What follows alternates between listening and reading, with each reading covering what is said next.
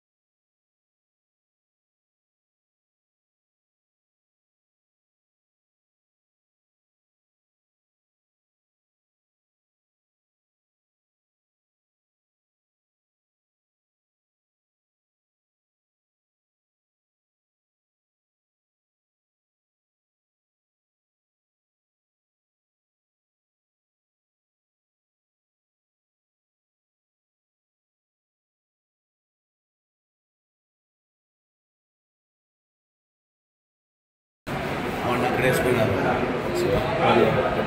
చిన్నోడు తమ్ముళ్ళు ఇద్దరు కొద్ది చూసి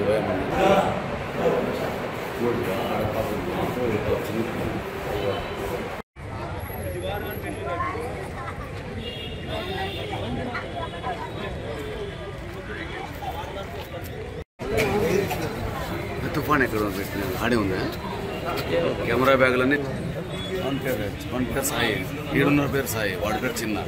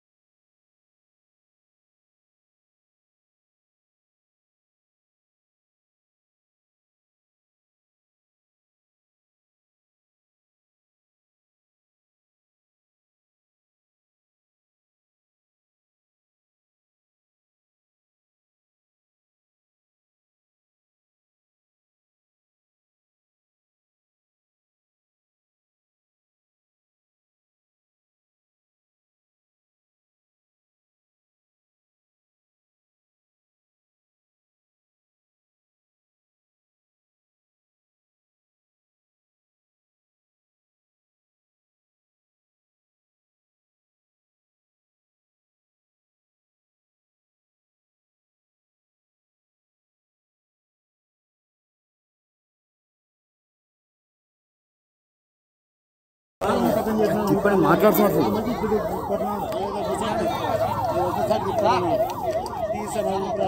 సైడ్ అన్నారు సైడ్ అన్న సైడ్ అండి అలా ప్లీజ్ అలా ఒక్కసారికి తిప్పాలన్నా